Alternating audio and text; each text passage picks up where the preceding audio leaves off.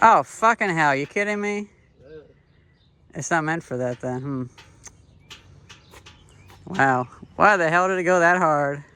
Hello, Internet. Seems like a lot of people have issues with these Mighty Mule door closers. And it seems like some of them have adjustment screws, so you can just tell it to not go in too far or not go out too far.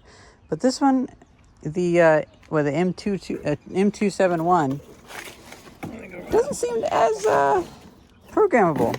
So I hope it's not a geometry issue, but I think the issue we're facing might be just simply a geometry issue.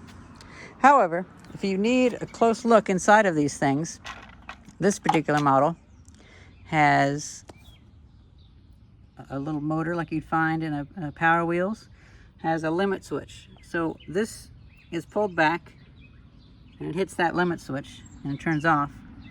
There's also a current sensor on here. I noticed in the box there's a stall force potentiometer. I turned that to low so it wouldn't damage anything if it stalls.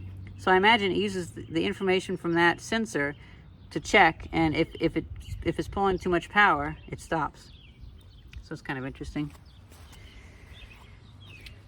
But it doesn't appear that there's any real way to adjust the motion on this. So I'll have to design this around the 13 inches of travel.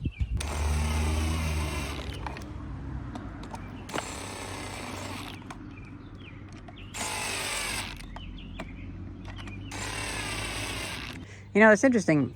It doesn't seem to be going out too far. And that's the thing. Like, I don't want it to go in any further than that.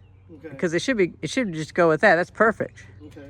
So, I have a stopper here anyway. So yeah. Yeah, just it won't go past that at all. So now we need to make this geometry work with 13 inches of travel or 12 inches of travel or whatever on here. Looking at the geometry of it, these hinges being right here don't seem like it seems like this offset here is too little, and so 13 inches is too much movement for it. You know, these are meant for going on like a 6x6 post, and then this hinge would be over here, maybe further back or something. So I think what we have to do is we'll have to break off the other weld, flip this, or just rotate it to where this is connecting over here, and then re-weld the other end on. So we figured out that it is just it's a triangle where two sides are just too close. And it's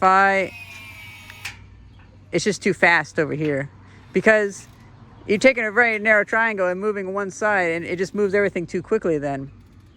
So we're gonna do, whoops, woo!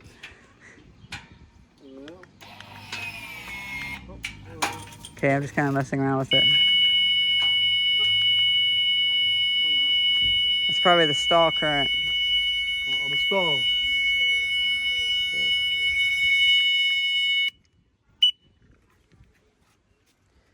So that's what the stall current does.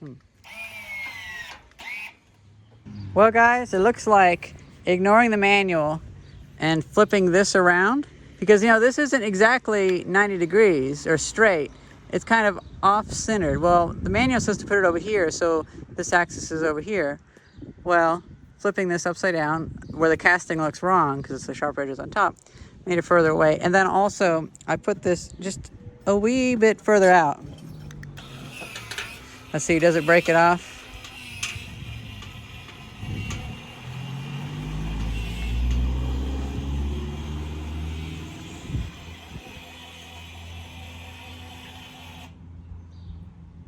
Close enough, I think. Yeah, and then the customer can see about ordering a. I can use the stopper right there. Yeah. Well, that right there, stopper. The customer can see about getting one of those automatic latches, and it'll wire right in, and they can deal with that later. They could even hire me if you don't want to deal with them anymore. Yeah. I'm good. Yeah. It's one of those times where when you've spent enough months on a project, it's good. I was literally standing over here like, oh, how do I get out? Oh, well, I have the button for my release. Hey, lock me out.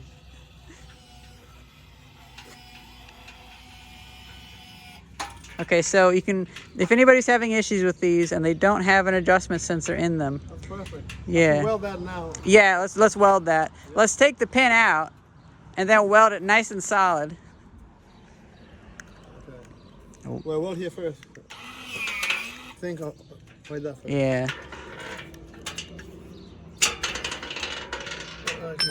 So I'll take the whole thing out. Yep. I just figured that this would be something good to post. So you can think of it as a, when you're making a triangle that moves, where one side moves, and if they're too close. Yep, I'll take that.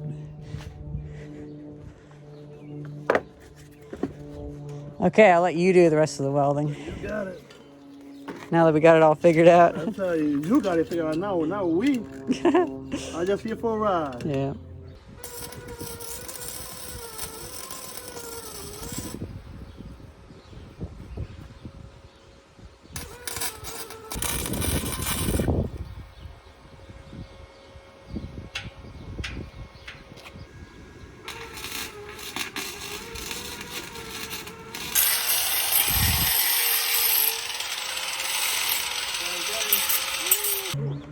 So we got a cheap little Harbor Freight 7-watt solar panel, have it on a post, have it go into a car battery.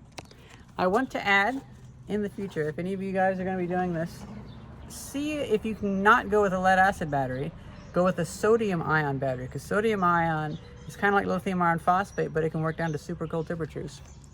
Well, shall we go? Yes, let's do it.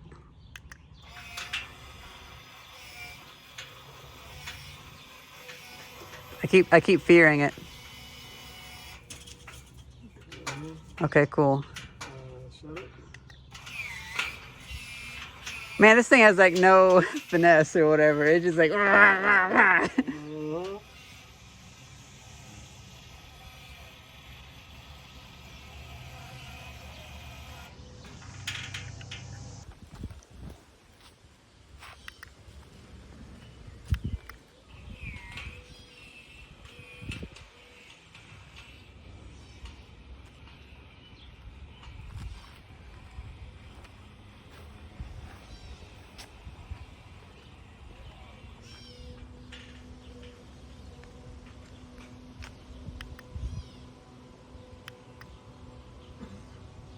Okay, so it doesn't go that far.